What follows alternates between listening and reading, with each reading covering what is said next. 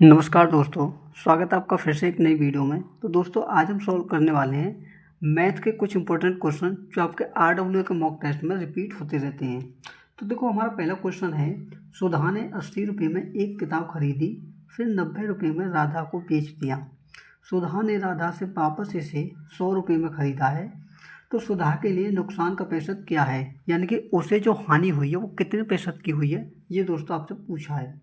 देखो इसके लिए दोस्तों आप क्या करोगे, देखो उसका जो सुधा है उसका कॉस्ट प्राइस कितना है, वो है 80 रुपये। ठीक है, ये हो गया उसका कॉस्ट प्राइस।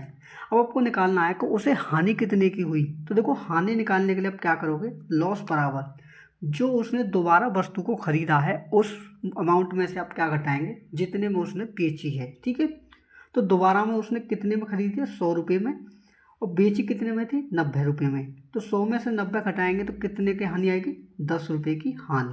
ठीक है, अब आपसे पूछा है कि उसका जो नुकसान प्रतिशत है वो कितना है। तो देखो लॉस परसेंट बराबर दोस्तों क्या होता है कि लॉस को लिखते हैं हम ऊपर कितना, 10 रुपये, और कितने पर हो रहा है, 80 रुपये पर, यानी कि जो हमेशा लाभ या हानि होता है किस पर होता है, कॉस्ट प्राइस पर। तो बट्टे में करेंगे 80 इंटू करेंगे 100 पैसे से गुना। ठीक है, तो देखो जब सॉल्व करोगे तो क्या होगा, देखो 20 चौके 20 पंजे 100 और 20 चौके कितना होगा, 80। ठीक है, और देखो 50 का गुना 5 का गुना 10 में करेंगे तो कितना हो जाएगा, 50 हो जाएगा। और 50 में जब आप 4 का भाग करोगे तो आपका लॉस परसेंट सीधा कितना आएगा, 12.5%। और यही क्या है दोस्तों, इस क्वेश्चन का आंसर है। ठीक है, तो अगला क्वेश्चन है, एक गांव में साक्षर लोगों और निरक्षर लोगों का अनुपात 8:9 है। अगर गांव में साक्षर लोगों की संख्या 256 है तो गांव में निरक्षर लोगों की कुल संख्या कितनी होगी। यानी कि दोस्तों गांव में दो तरह के लोग हैं, एक है साक्षर यानी कि जो पढ़े लिखे हैं, और दूसरे निरक्षर। तो निरक्षर कहते हैं दोस्तों उन लोगों को जो पढ़े लिखे नहीं हैं। ठीक है, तो इनका अनुपात दे रखा कितना, 8:9। तो क्वेश्चन में बोला है कि अगर आपके जो साक्षर हैं, साक्षर लोगों की संख्या 256 है, तो आपसे निरक्षर लोगों की संख्या पूछो कितनी है। तो पहले आप ये देखिए कि 256 जो कितने लोगों की संख्या है, साक्षर लोगों की, और साक्षर लोगों का जो अनुपात है वो कितना है, 8 का। तो आपको 8 का अनुपात दे रखा है, यानी कि मान आपको निकालना निरक्षर की संख्या, तो गुना करेंगे 9 से। ठीक है, जिसका मान दिया होता है दोस्तों उससे क्या करते हैं, भाग देते हैं, और जिसका निकालना होता है उससे करते हैं गुना। तो देखो साक्षर लोगों की संख्या देखती है 256, जो कितने 8 यूनिट का मान था, और निरक्षर लोगों की पूछे थे जो 9 यूनिट है। तो सॉल्व करेंगे तो देखो कितनी बार कटेगा, 8 3 24, 8 दूनी 16। तो 32 का गुना आप 9 में करोगे तो क्या आएगा, 9 दूनी 18 का 8, 9 3 27, और एक कितने हो गए, 28। यानी कि 288 लोग जो होंगे कैसे होंगे, निरक्षर होंगे, जो अनपढ़ होंगे, यानी कि पढ़े लिखे नहीं होंगे। तो इस क्वेश्चन का यही आंसर है। अगला क्वेश्चन है 700 तक कितनी संख्याएं 3 और 5 दोनों से विभाज्य हैं। तो दोस्तों जब भी आपको ऐसा निकालना हो कि आपको संख्या पूछे कितनी संख्याएं आपकी इतने से विभाज्य हैं, तो सबसे पहले आप क्या करोगे, जो अलग अलग संख्या हैं उनका आप एलसीएम लोगे। तो देखो एलसीएम आप किसका लोगे, जो 3 का और 5 का, क्योंकि आपसे इसी से पूछा है कि 700 जो है 3 और 5 से विभाज्य होने वाली कितनी संख्याएं हैं। ठीक है, तो 3 और 5 का एलसीएम क्या होगा आपका, 15। अब आप क्या करोगे, इस 15 का भाग दोगे 700 में। तो 700 में जितनी बार आपका ये डिवाइड होगा उतनी ही संख्या क्या होंगी आपकी, 5 और 3 से डिवाइड होंगी। ठीक है, तो देखो 15 चौके कितने हो गए आपके, 60, और 15 पंजे 75। तो 15 चौके कितनी बार जाएगा, 4 बार जाएगा, बचा कितना आपका 10, यानी कि 100 हो गया। तो 100 में जब भाग दोगे 15 का, तो 15 सिक्के कितने हो गए, 90, यानी कि 46।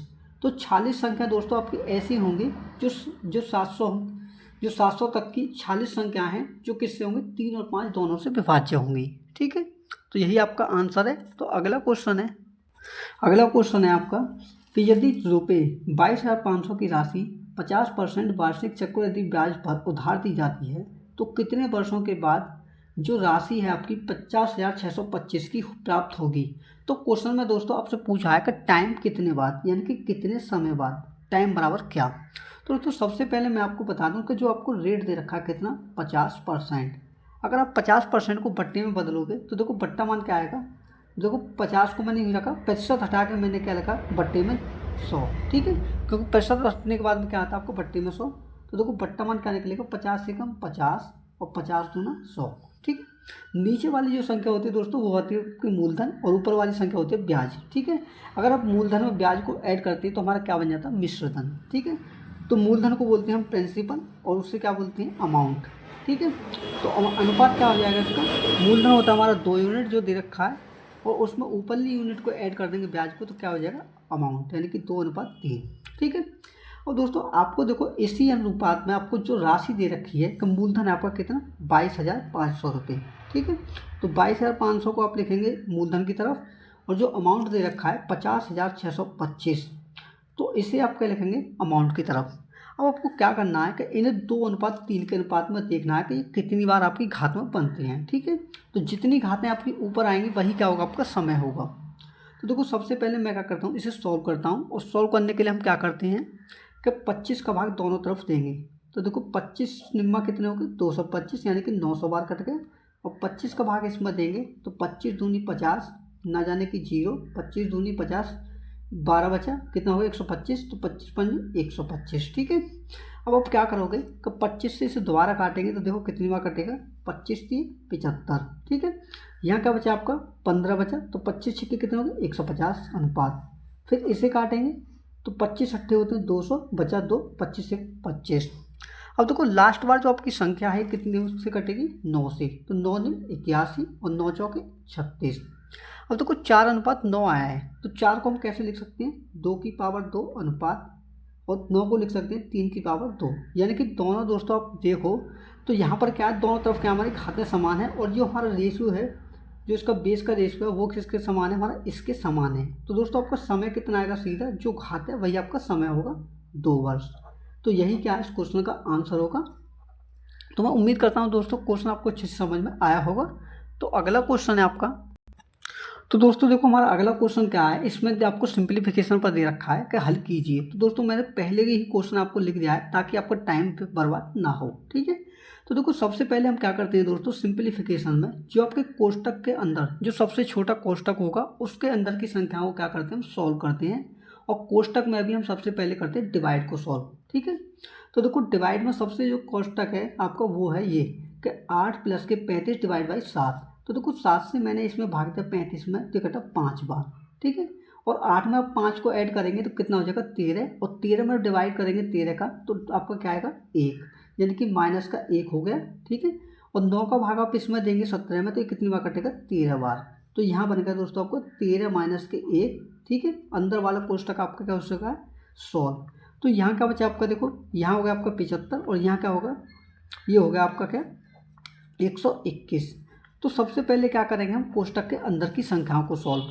तो देखो यहाँ क्या बचेगा आपका 121 प्लस यहाँ क्या बचेगा आपको 75 प्लस के 13 में से 1 घटाएंगे तो बचेगा 12। अब आपको क्या करना सभी को ऐड। ठीक है। तो 75 और 12 दोस्तों कितने हो गए आपके, ये हो गए 87, और तो 121 में जब 87 को ऐड करोगे तो क्या आएगा आपका आंसर, देखो ये हो जाएगा 1 और 7 8, और 8 और 2 10, 10 की 0 हासिल लगा 1 और 1 कितने हो जाएंगे 2, यानी कि 208 जो होगा इस क्वेश्चन का आंसर होगा दोस्तों, जो कि करेक्ट आंसर है। ठीक है।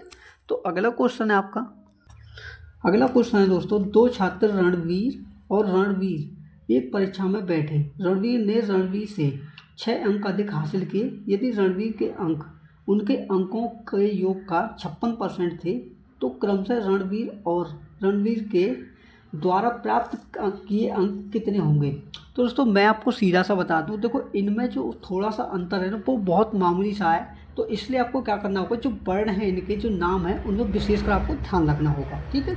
तो देखो एक है आपका रणवीर जिसमें पेटचिरी वाली क्या है वैवक है। ठीक है। रणवीर है, और दूसरा कौन है आपका रणवीर। ठीक है। जिसमें कौन सा आपका वैवक है। ठीक है। तो आपको नामों में विशेषकर ध्यान रखना है, तो आपको ध्यान से एक बार और पढ़ना है ताकि आपको कोई भी मिस्टेक ना हो। ठीक है। तो देखो 2 छात्र रणवीर और रणवीर हैं, इसमें बोला कि एक परीक्षा में बैठे। तो जो रणवीर है ऊपर वाला व्यक्ति है उसने क्या बोला है कि इस व्यक्ति से 6 अंक अधिक हासिल किए। तो मान के चलिए अगर इस व्यक्ति ने x अंक प्राप्त किए तो इसने कितने प्राप्त किए होंगे इससे 6 अंक अधिक, यानी कि x + 6। ठीक है। अब देखो आगे आप ध्यान से पढ़िए, क्वेश्चन में बोला है कि यदि रणवीर के अंक यानी कि इस व्यक्ति के अंक उनके अंकों के योग का 56% थे तो क्रमशः रणवीर और रणवीर के द्वारा प्राप्त किए गए अंक कितने होंगे।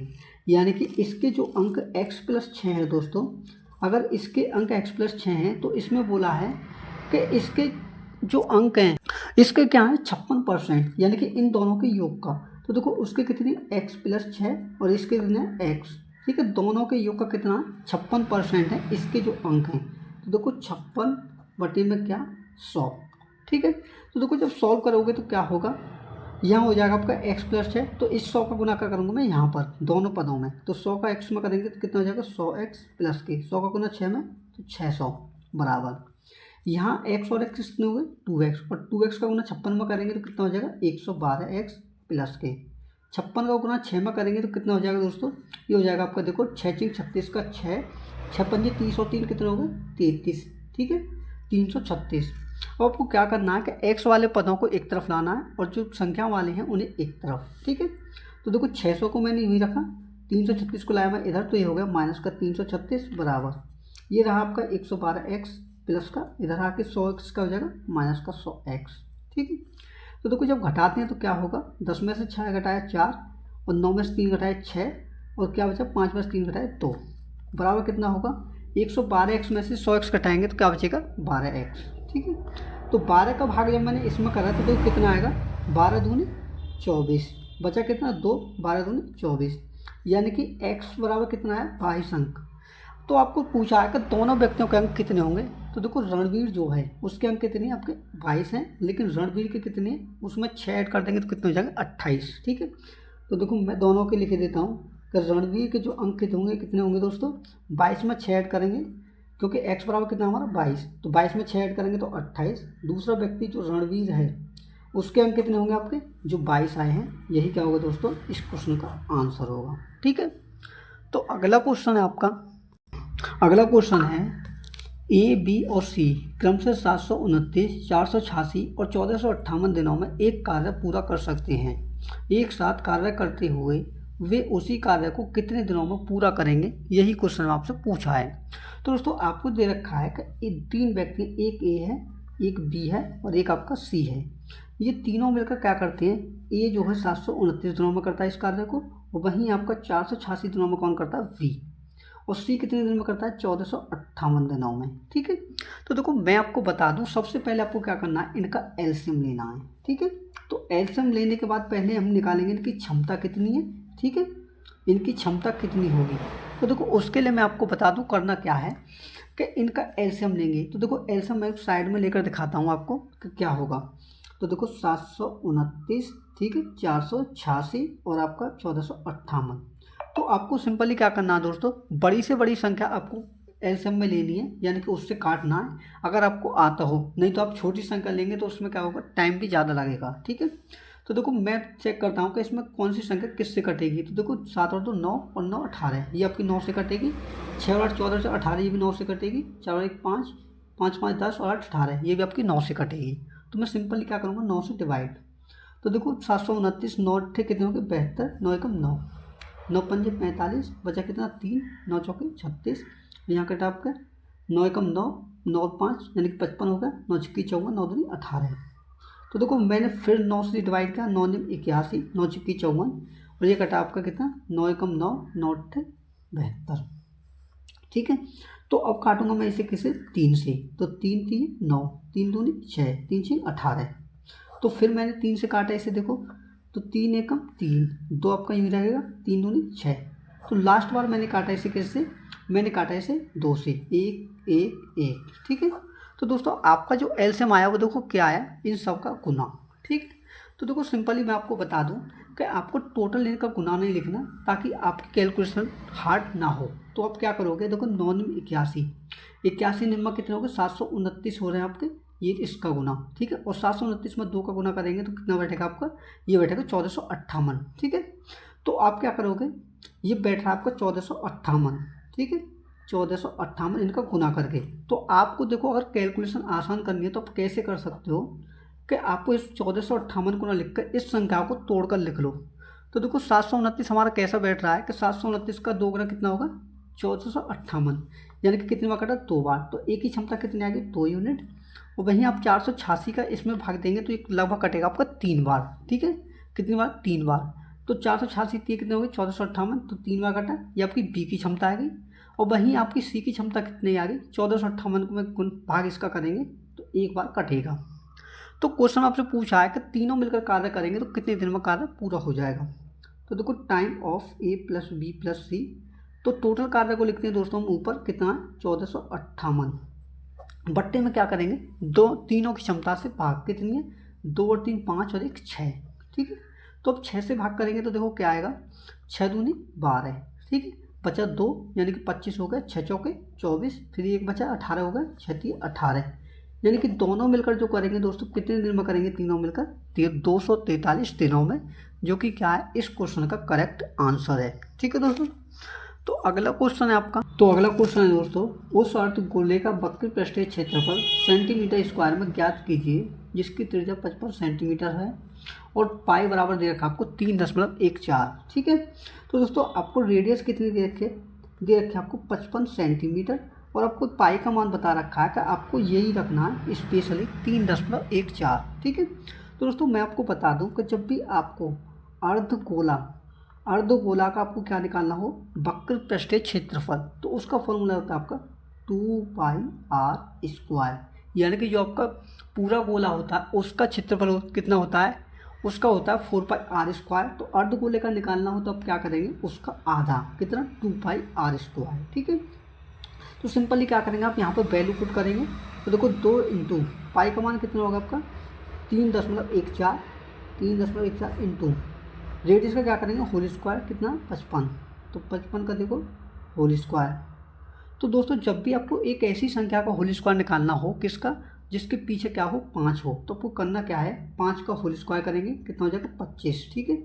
और जो आपको पहली संख्या दे रखी है उसमें क्या करेंगे उससे अगली संख्या से गुना, जैसे 5 है तो 5 में गुना करेंगे, 5 से अगली संख्या 6 से गुना, कितना हो जाएगा 5 6 के 30, यानी कि 55 का होल स्क्वायर दोस्तों कितना होगा आपका 3025। और जिसमें किससे गुना करेंगे 2 का गुना इसमें करेंगे तो देखो क्या होगा 14 दूनी 28, ठीक है, 0.236। तो आपको 6.28 का गुना करना है दोस्तों 3025 में। तो देखो मैं आपको गुना करके दिखाता हूँ क्या आएगा आपका, देखो 3025 और इसमें करेंगे दोस्तों किससे 6.28 से गुना, ठीक है। तो देखो 8 पंजे कितने हो गए 40 के 0 हाथ से लगे 4, 8 दूनी 16, 16 से कितने हो गए 20, ठीक है।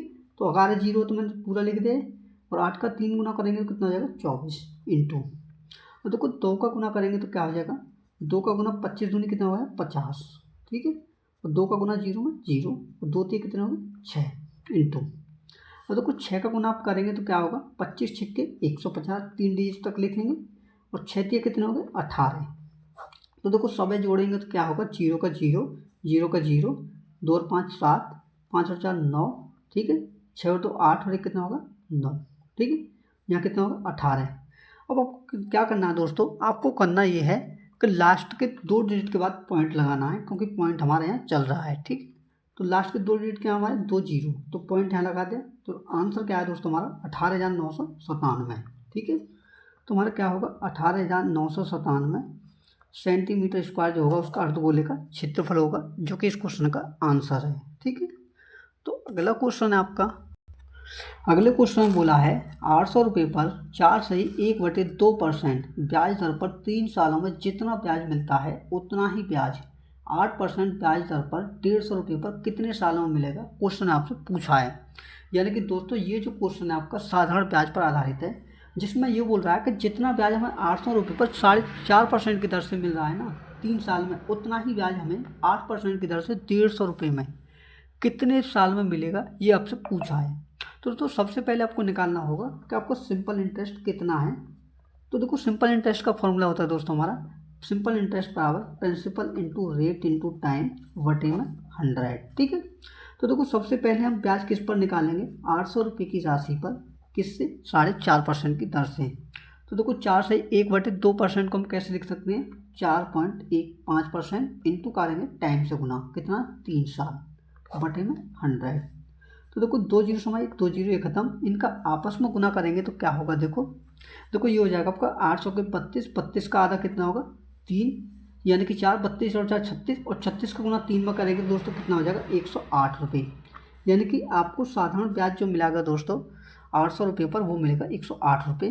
तो इसी के आधार पर आपको दोस्तों क्या निकालना है कि इसी के आधार पर आपको समय निकालना है नेक्स्ट राशि पर। तो देखो आप कैसे निकालोगे, सिंपल इंटरेस्ट का फॉर्मूला हमारा यही रहेगा। तो सिंपल इंटरेस्ट की जगह पर क्या रखोगे, 108 बराबर प्रिंसिपल दे रखा आपको कितना, 150 रुपये, ठीक है। और रेट दे रखा आपका 8% इंटू करेंगे टाइम, क्योंकि टाइम आपका हमें निकालना है। तो पट्टे में क्या लगाएंगे दोस्तों, 100। तो जब सॉल्व करेंगे तो देखो क्या होगा, 50 चौके 100, 50 दूनी कितने होंगे 100, और 50 के कितने हो जाएंगे दोस्तों, हो जाएंगे 150। 2 का भाग अगर 4 में 8 में करेंगे तो कटेगा 4 बार, 4 का गुना 3 में करेंगे तो कितना होगा 12, 4 थी 12, और 12 का भाग इसमें करेंगे 108 में तो कटेगा 9 बार। तो आपका समय कितना आएगा दोस्तों, 9 वर्ष, यानी कि 9 वर्ष में वह राशि क्या होगी, उस राशि पर ब्याज के बराबर होगी जो 800 पर आपको प्राप्त हुई है, ठीक है। तो यही क्या इस क्वेश्चन का आंसर है। तो अगला क्वेश्चन आपका एवरेज पर आधारित है दोस्तों, जिसमें देखो क्या बोला है कि 10 डेटा का औसत आपको 60.5 है, ठीक है। इसमें पहले 3 डेटा का औसत 58 है और अगले 4 डेटा का औसत 68 है। यदि 8वां डेटा 9वें डेटा से 15 कम है और 10वें डेटा से 9 कम है तो 8वां डेटा ज्ञात करो। तो दोस्तों मैं आपको बता दूं कि ऐसे क्वेश्चनों को सॉल्व करने के लिए आप क्या करोगे कि आप एक तरफ ऊपर लिखोगे डाटा और नीचे क्या लिखोगे, एवरेज। तो डेटा में देखो आप क्या लिखोगे कि जो आपकी संख्याएं दे रखी हैं कि उनका औसत नीचे लिखोगे, ठीक है। तो देखो 10 संख्याओं का जो आपको डेटा का औसत दे रखा है 60.5, इसे लिखेंगे हम सबसे बाद में। सबसे पहले हम क्या लिखेंगे कि आपको जो दे रखा है कि पहली 3 संख्याओं का औसत, यानी कि पहले जो 3 डेटा हैं उनका औसत कितना आपके पास 58, ठीक है। और अगली जो 4 डेटा हैं उनका औसत कितना आपके पास, वो आपके पास 68, ठीक है। अब देखो आगे जो स्टेटमेंट बोला है उसे आपको विशेषकर ध्यान रखना है। तो देखो इसमें बोला है कि जो 8वीं संख्या है, तो पहले हम क्या लिखेंगे, तो कुछ 4 और 3 7 संख्या हो चुकी हैं, टोटल संख्या कितनी है हमारी 10। तो संख्या हमारी कितनी बची, 7, 10 में 7 घटाएंगे 3 संख्या, तो पहली 7 संख्या होगी। अगली संख्या कौन सी बची, 8 बची आपकी, 9वीं बची और लास्ट संख्या बची 10वीं, ठीक है, जो इसमें आपको बोला भी है आगे। तो देखो इसमें बोला है कि 8वां डेटा 9वें डेटा से 15 कम है, यानी कि 8वां जो डेटा है इस 9वें डेटा से 15 कम है और इस 10वें डेटा से कितना कम है, 9 कम है। यानी कि दोस्तों जो आपका 8वीं संख्या है इसकी तुलना आपकी दोनों संख्या से हो रही है, तो आप पहली संख्या जो 8वीं संख्या है उसे आप क्या मानेंगे, x, ठीक है। तो 8वीं संख्या को मैंने क्या माना, x माना, ठीक है। इसमें बोला है कि जो 8वीं संख्या है 9वीं संख्या से कितनी कम है, 10 कम है। तो दोस्तों अगर हम इसमें 10 जोड़ दें x में तो ये संख्या क्या हो जाएगी आपकी, 9वीं अधिक हो जाएगी। अगर ये अधिक होगी तो ये क्या हो जाएगी, कम, ठीक है, सीधी सी बात है।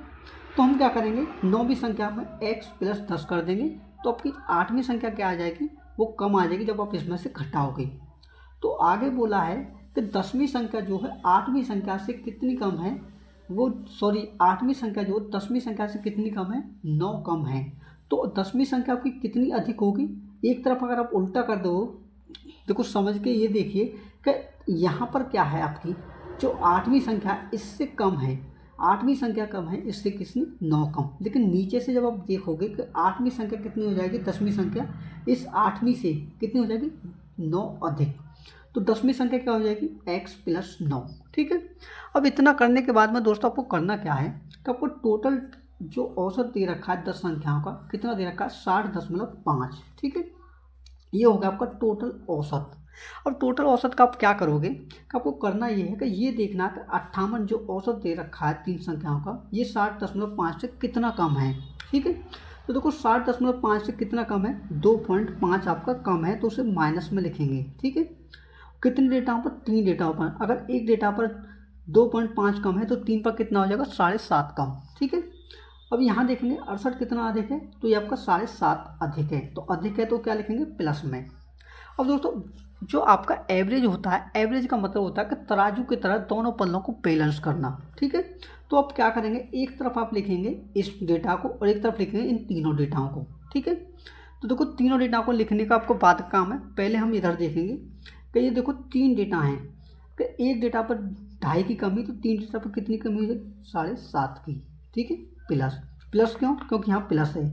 तो देखो एक डेटा पर 7.5 की अधिकता, तो 4 पर कितने हो जाएंगे, 7.5 चौक कितने होंगे, 30, ठीक है। तो अब जब इसे सॉल्व करेंगे तो देखो क्या होगा, 30 में से 7.5 को घटाएंगे तो हो जाएगा आपका 22.5, ठीक है। ये क्या दोस्तों आपका अधिक है। तो देखो पहले ही मैंने आपको बताया है कि अगर ये 7 व्यक्ति आपके इतना अधिक लाए हैं तो ये 3 व्यक्ति क्या लाएंगे, कम लाएंगे उतना ही, ठीक है। तो ये क्या लाएंगे 22.5 कम, ठीक है। तो दोस्तों इसके लिए आप देखो सॉल्व करोगे क्या कि इन तीनों डेटा को आप एक तरफ लिखोगे और बाकी का एक तरफ, जो मैं आपको बता रहा हूँ, मेरी बातों को आपको विशेषकर ध्यान देना है, ठीक है। तो देखो तीनों क्या होंगे, उन्हें जोड़ेंगे हम कि x प्लस, तीनों संख्याओं को ऐड करेंगे, x plus 10 plus x plus 9। अब देखो एवरेज निकालने के लिए अब क्या करोगे, तो जो हमें संख्या निकालनी है कि इस एवरेज में जो आपको 60.5 दे रखा 10 संख्याओं का, इसमें गुना करोगे उतनी संख्याओं से जितनी आपके पास में अवेलेबल हैं, जिनको आपको मान निकालना है, यानी कि जिनका आपको नहीं पता है। तो कितनी, 1 2 3, तो गुना किससे करेंगे, 3 से, ठीक है, इंटू 3। और देखो ये संख्या माइनस है तो यहाँ पर किसे लिखेंगे, माइनस में 22.5, और प्लस में होती तो किस में लिखते, प्लस में, ठीक है। तो मैं उम्मीद करता हूँ कि आप समझ गए होंगे जो मैं आपको समझाना चाह रहा हूँ, ठीक है। तो देखो यहाँ कितना होगा, x आपकी 3 जगह है तो कितना हो जाएगी 3x प्लस 10 और 9 कितने हो गए 19, ठीक है, कितने हो गए 19।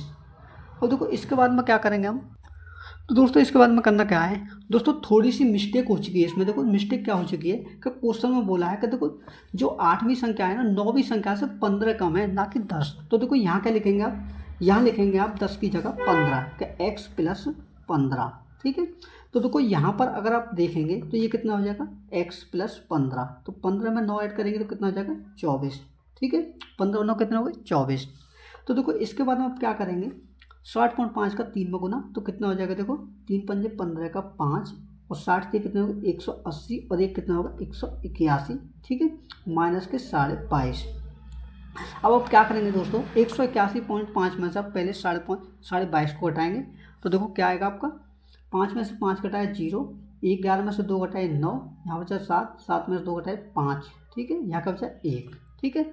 अब आप इस 24 को आप इधर ले जाएंगे, इधर ले जाएंगे माइनस में, क्योंकि ये हो जाए इधर प्लस का है तो उधर जाकर किसका हो जाएगा, माइनस का, यहाँ का आपका 3x, ठीक है। तो आप क्या करोगे, देखो 3x बराबर 159 में से 24 घटाएंगे तो आपको कितना बचेगा, 9 में से 4 घटाए 5, और यहाँ का बचा आपका देखो 5 में से 2 घटाए 3, और यहाँ का बचा 1, तो ये आएगा आपका 3x का मान। तो देखो 3 का भाग इसमें देंगे तो x बराबर कितनी बार कटेगा, 45 बार। तो आपसे पूछा है 8वीं संख्या, तो देखो 8वीं संख्या को पीछे हमने क्या माना है, x ही माना है, जो आपको दे रखा है, ठीक है। तो आपका जो आंसर होगा दोस्तों क्या होगा, 45 होगा, जो कि इस क्वेश्चन का करेक्ट आंसर है। तो मैं उम्मीद करता हूं दोस्तों सभी क्वेश्चन आपको अच्छे से समझ में आएंगे। दोस्तों अगर वीडियो अच्छी लगे तो वीडियो को लाइक एंड चैनल पर नए हैं तो बेल आइकन को प्रेस करके चैनल को सब्सक्राइब भी कर लें। मिलते हैं अगले मॉक टेस्ट के साथ में, तब तक के लिए धन्यवाद।